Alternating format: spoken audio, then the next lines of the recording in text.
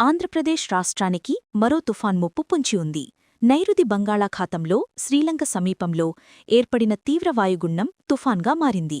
ఇది ఉత్తర తమిళనాడు, పుదుచ్చేరి, దక్షిణ కోస్తా తీరాలకు ఆదివారం సమీపించే అవకాశం ఉంది. ఈ తుఫాన్ బట్టికాలోవా శ్రీలంకకు 20 కిలోమీటర్లు, పుదుచ్చేరికి 520, చెన్నైకి 620 కిలోమీటర్ల దూరంలో కేంద్రీకృతమై ఉంది. ఇది క్రమంగా ఉత్తర వాయువ్య దిశగా కదులుతోంది. ఈ తుఫాన్ ప్రభావం కారణంగా ఏపీ, ఒడిషా, పుదుచ్చేరి, పశ్చిమ బెంగాల్, తమిళనాడు, కేరళ, అండమాన్ నికోబార్ దీవులు, లక్షద్వీప్లను అప్రమత్తం చేశారు. ప్రజలు జాగ్రత్తగా ఉండాలని సూచించారు. ఈ తుఫాన్కు దిత్వాగా పేరు పెట్టారు. ఈ పేరును యెమెన్ సూచించింది. ఈ తుఫాన్ చెన్నై, పుదుచ్చేరి మధ్యలో తీరం దాటుతుందని ముందు అంచనా వేయగా, తుఫాన్ తీరం దాటే అవకాశాలు తక్కువని, తీరం వెంబడి పయనించి బలహీనపడొచ్చని అంచనాలున్నాయి. ఇవాళ నెల్లూరు, తిరుపతి జిల్లాల్లో భారీ వర్షాలు కురిసే అవకాశముందని అంచనా వేస్తున్నారు.